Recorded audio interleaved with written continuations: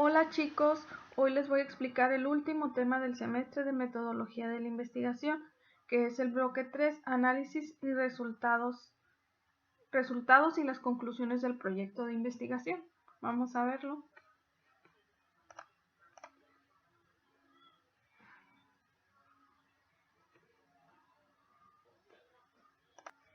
A lo largo de este curso se habrán dado cuenta que el emprender una investigación no solo consiste en recopilar información, sino que también hay que analizarla e interpretarla para producir esos nuevos saberes. La interpretación de la información obtenida en la investigación social requiere de un gran esfuerzo, un esfuerzo intelectual, y para lograrlo debes emplear todos los conocimientos que tengas a tu alcance, sociológicos, fisiológicos, antropológicos, económicos, políticos, etcétera, ¿no? Sin olvidar que las herramientas que nos proporciona la estadística nos sirven para el tratamiento de los datos que se manejan a través de cifras.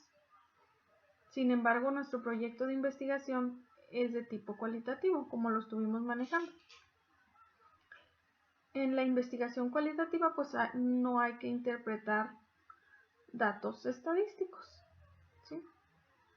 En efecto, el investigador necesita poner en práctica todas sus habilidades y conocimientos, como les decía, para poder interpretar los resultados.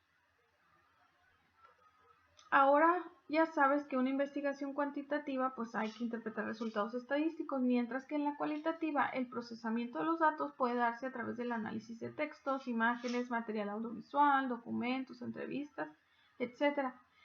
Y la investigación mixta pues recupera ambas cosas de las dos investigaciones para tener una visión más amplia de lo que se quiere decir.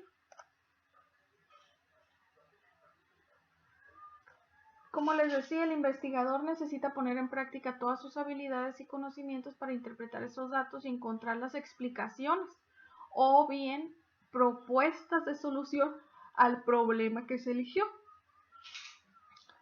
Es importante que exista una correspondencia entre las conclusiones, el planteamiento del problema, la pregunta de investigación, objetivos, hipótesis, que son los supuestos de la investigación.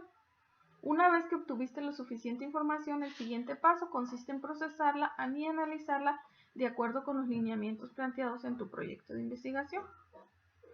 Y después, pues, presentar los resultados. En este caso, ustedes no hicieron encuestas, pero ya saben que después de que ustedes hicieron el marco teórico, el planteamiento del problema, todo eso, tenían que implementar algunas encuestas para ver si se comprobaba o no la hipótesis de su investigación.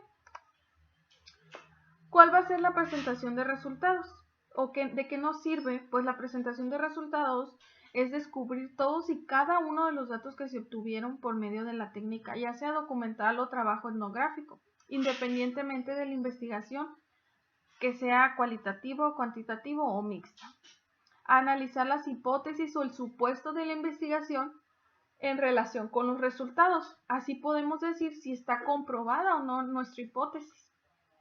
Si se comprobó, pues vamos a decir que se comprobó la hipótesis planteada. Y si no, pues vamos a rechazar esa hipótesis y vamos a explicar nuevos elementos que se pueden dar en ese planteamiento del problema. Relacionar los resultados con el marco teórico propuesto en el proyecto de investigación también va en la presentación de resultados.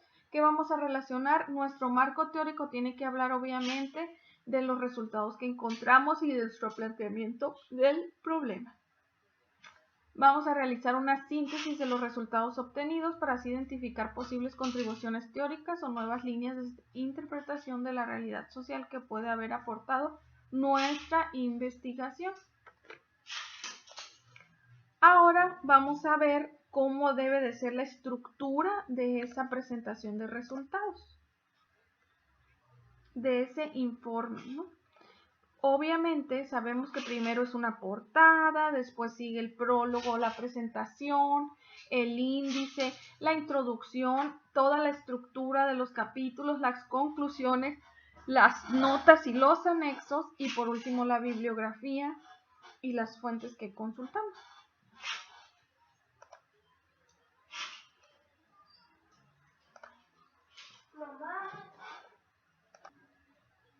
Algunas de las características que debe de tener esta presentación de resultados o informe son las siguientes. Letra Arial, interlineado 1.5 y obviamente justificado, porque a veces ni justificamos lo que hacemos, igual en marco teórico. Títulos en letra 16, negritas y mayúsculas. Referencias y citas textuales de más de 5 renglones deben de ir en letra 10. Los márgenes deben de ser izquierdo 3, derecho también, y superior e inferior 2.5 centímetros. Los subtítulos deben de ir en letra 14, negritas y mayúsculas. Y el cuerpo del trabajo en 12, normal y con letras mayúsculas y minúsculas. El formato que debe de tener puede ser en Word o puede ser en PDF, ya sea electrónico o impreso. Y el estilo de las referencias. Aquí depende de la institución o del profesor que te pide este trabajo de investigación, aunque se sugiere que se use en estilo APA, Chicago, Harvard o el tradicional. En este caso vamos a hablar más adelante del APA, Chicago y Harvard. Y por último, la ortografía y la redacción. Se insiste que debemos de cuidar esos aspectos con el propósito de que nuestro informe sea claro para el lector. Ahora vamos a ver cada uno de los puntos que debe llevar la estructura del informe de manera individual. Y vamos a empezar con la portada. La portada sabemos que es la presentación de la investigación que nosotros llevamos a cabo. En caso de que tengan ustedes una finalidad académica, es decir, por una institución o un requisito para la obtención de algún grado, pues suele contener los siguientes elementos: el logotipo de la institución, nombre de la institución, título del trabajo, este va escrito en comillas, estatus del trabajo, nombre del autor, director o asesor del proyecto, lugar y fecha. Y aquí les puse un ejemplo del Instituto Tecnológico de Estudios Superiores de Monterrey, Campus Ciudad de México, modelos para la administración del riesgo estructural, doctorado en ciencias financieras, tesis que presenta Edgar Rodolfo Castillo Huerta, noviembre del 2007. En este caso ustedes pues le iban a poner Centro de Estudios de Bachillerato 5.2, José Vasconcelos, título de su trabajo, que es su tema de la investigación, presentan en la materia, quién lo presenta, el nombre de su maestro, en este caso iría el mío, y lugar y fecha de la entrega. Seguimos con lo que es el prólogo. Aquí en el prólogo va la presentación de la obra, ya sea que sea hecha por el autor o por otra persona, y contiene simplemente los propósitos, incidentes o generalidades del trabajo, y en algunos casos pues reconocimientos o agradecimientos que expresa el autor. Y aquí les puse un ejemplo. Luego sigue el índice general, que el índice presenta el contenido total de la investigación, se distingue la estructura general de la investigación, es completamente útil para el que lo está leyendo, y de ahí que debe hacerse de manera bien detallada, ya que la información, pues uno se va siempre al índice para ver qué voy a leer, cómo voy a leer, o dependiendo de lo que uno anda buscando. Es necesario que las páginas aparezcan de manera exacta, pues esto les va a optimizar el tiempo a la persona que consulte nuestra investigación o proyecto. Este índice es el listado general de los temas que va a contener nuestra investigación, y los más comunes son los siguientes. Este índice consiste en escribir en la parte superior el nombre o el tema del capítulo, y enseguida del lado izquierdo y el número de los subtemas. ¿Sí? El otro ejemplo consiste en escribir a la izquierda de la página el número que corresponda a cada parte del esquema, y a la derecha el número de la página que se inicia. Para numerar las páginas, que se cuenten todas menos la portada y la contraportada, se inicia el conteo con la portada de interiores, o sea, la página interior que repite el título de la portada. Y ahí tenemos, ¿no?, los nombres con sus páginas. Seguimos ahora con la introducción. La introducción pues es la última parte del proceso de investigación. O sea, fíjense qué chistoso, es la última parte pero es la primera parte que se presenta en nuestro informe. En ella se explica de manera breve la estructura general de la investigación. Solo se puede redactar al final del proceso de la investigación, pues es el momento en el que ya tenemos certezas, que ya tenemos conclusiones a las cuales hemos llegado con nuestra investigación y generalmente explicamos nuestra problemática, la hipótesis que dejamos comprobar y algunas de las conclusiones más relevantes de nuestra investigación. Esto con el fin de enganchar al lector y que continúe leyendo nuestro proyecto de investigación. Y pues obviamente aquí se describe de manera muy breve qué va a encontrar el lector en nuestro proyecto de investigación más adelante. Contiene una visión general del tema y tiene que llevar una redacción clara y concisa. Los lineamientos para elaborar una introducción de manera adecuada pues son los siguientes: descripción del tema de investigación, motivos por los cuales se realizó esa investigación, objetivos planteados en esa investigación, lugar que le corresponde en esta investigación, metodología que utilizamos, un breve relato del proceso que fue de investigación y el reporte de los resultados. Vamos a continuar con la estructura general del texto. El cuerpo de este informe está formado por el proyecto de investigación en sí y la información consultada, su análisis y los resultados que obtuvimos de este proyecto, a la forma en la que se organiza el reporte de forma lógica y secuencial en apartados, capítulos y subtemas, suele denominarse la estructura del capitulado. Seguimos con las conclusiones. Pues aquí en la conclusión o la presentación de resultados pues tiene características definidas. En una conclusión pues se explican todos los resultados que surgieron del proceso de investigación y en esta se explica cómo se comprobó la hipótesis supuesta o si se refutó la hipótesis, cómo se desarrollaron los objetivos y qué fue lo que se obtuvo de ese desarrollo de objetivos. También se señalan dificultades técnicas que se presentaron a lo largo del proceso y se sugieren puntos de análisis para nuevas investigaciones. En este apartado no solo se coloca como capítulo, pues corresponde a la fase final de la investigación, también se llama síntesis y no es más que la interpretación de esos resultados que obtuvimos con los cuales se cierra nuestra investigación. Sintetizar es recomponer lo que el análisis ha separado, es decir, integrar todas las conclusiones y análisis parciales en un conjunto coherente que cobra pleno sentido, como lo menciona Sabina. ¿Cuáles son las características que deben de tener estas conclusiones? Número 1 es la síntesis final de la investigación realizada, como ya les había dicho. 2, engloba todos los aspectos de nuestra investigación.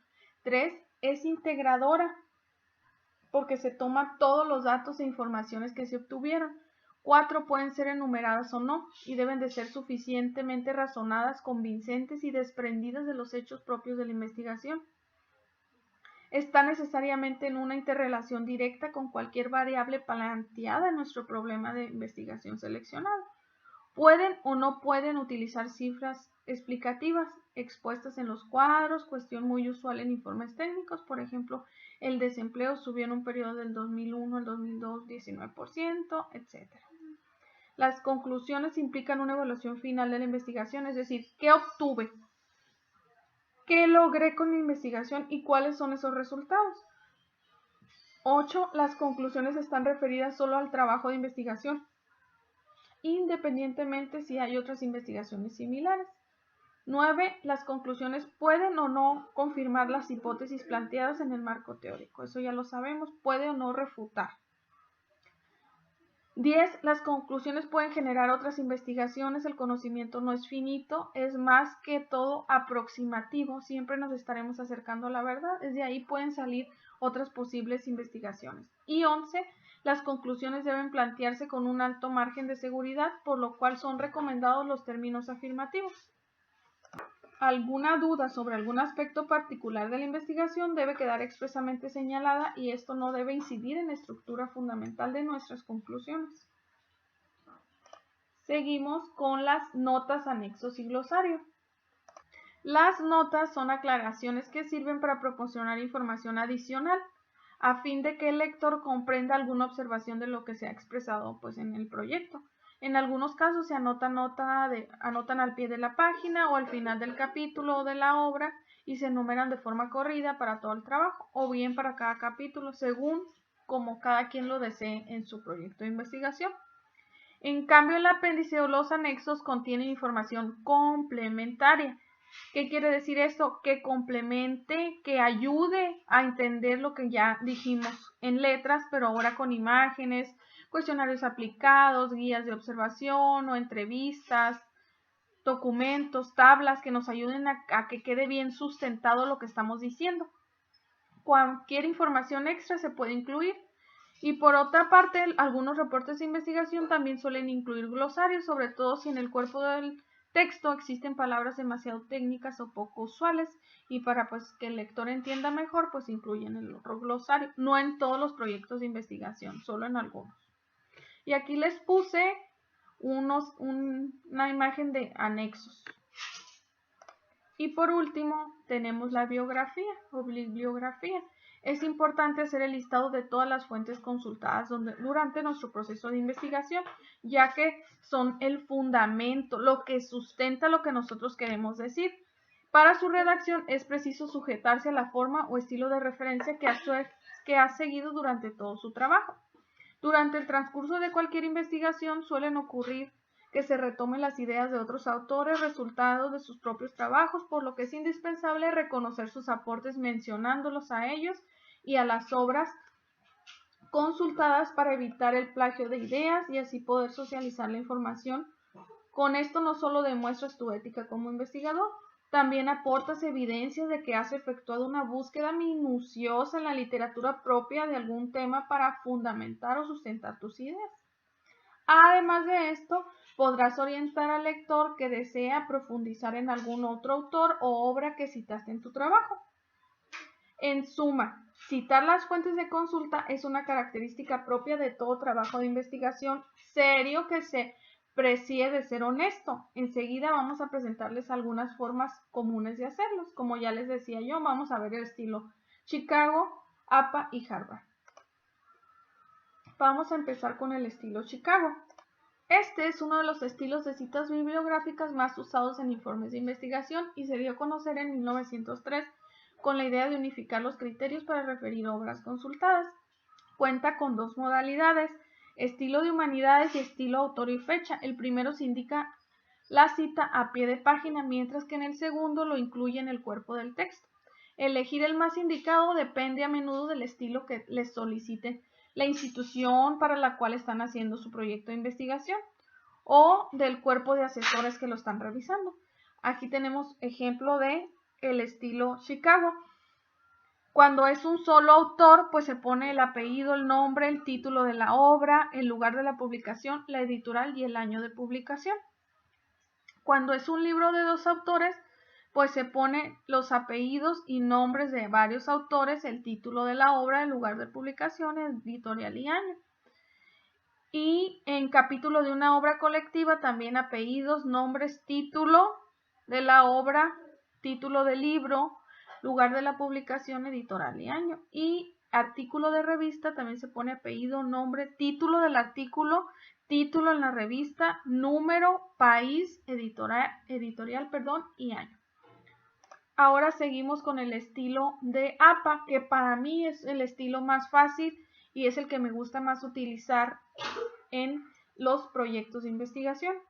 El estilo APA se caracteriza por incluir las citas en el cuerpo del texto, utilizando el apellido del autor y la fecha de publicación. En algunos casos también pueden mencionarse la página consultada. Esta información pues va en paréntesis. La forma de citar en el texto va a depender de la extensión de la misma cita. Además, en el estilo APA no se requieren utilizar las citas a pie de página. Eso es algo que me gusta. Pues entonces vamos a ver los ejemplos. Cita en el cuerpo del texto con autor, año y página cuando son más de 40 palabras y es textual. De acuerdo con la cosmología de los antiguos nahuas, existían varias debilidades asociadas al culto de los muertos, y ya dice los dioses, bla bla bla bla bla bla bla bla, tenía que ser alimentado líquido vital, y ya dice Martínez 2003, página 3. Citas en cuerpo del texto, referencias de autores y obras consultadas. A lo largo del siglo XIX, viajeros exploradores incluyeron bla, bla, bla. Entonces, Manuel, 1992, Eduardo, y esto efectuaron estudios, dice, y plantearon que hubo varias etapas de ocupación en el sitio. Otro ejemplo es cita en el cuerpo del texto con autor, año y página, solo cuando son menos de 40 palabras las que van a ir. En sentido estricto, Apple formula el producto modelo de la resistencia que se pone al enfoque determinista de la producción cultural planteado por el autor, el cual deja entrever que no existe resistencia significativa al poder. Apple, 1997, página 49. O también puede ser la referencia bibliográfica al final del texto. Por ejemplo, apellido, iniciales del nombre, año, título de la obra, lugar de publicación y editorial. El ejemplo es el siguiente: Oswaldo S.U. 2009, globalización desde abajo, movimientos sociales, etc. Y por último, capítulo de una obra colectiva. Aquí se ponen apellido, iniciales de los nombres de los que la hicieron, título del capítulo, iniciales del nombre, apellido, título y lugar de la publicación. Y el ejemplo es Tapia, 1998, Ciencias Sociales y otras formas de conocimiento, N.L. Torres y Torres, Introducción a las Ciencias Sociales, México, Thompson. Para mí este es el más fácil y que mejor quedan los proyectos de investigación. Pero también tenemos el estilo Harvard, que sirve para referir, mencionar y parafrasear o comentar ideas pertenecientes a otros autores que fueron incorporadas como parte del fundamento de una investigación. Y la redacción de informes académicos con el estilo Harvard permite que el lector ubique las obras empleadas durante la construcción de un escrito y guarda ciertas similitudes con la APA. Referencias dentro del texto de acuerdo a existían deidades asociadas al culto, Martínez 2003. Si se fijan, es muy parecido. La cita textual, en sentido estricto, Apple formula el modelo de la resistencia que se opone al enfoque determinista de la reproducción cultural planteado por Bourdieu, el cual deja entrever que no existe resistencia significativa. Apple, 1997-49. Si se fijan, es muy similar. Entonces, ustedes pueden utilizar el que más les favorezca o se les haya hecho más fácil. Y por lo pronto es todo, chicos. Ahí termina la metodología de la investigación. Aquí termina cómo concluye un proyecto de investigación. Espero que haya quedado claro. Si tienen alguna duda, a favor de contactarse y estamos en contacto.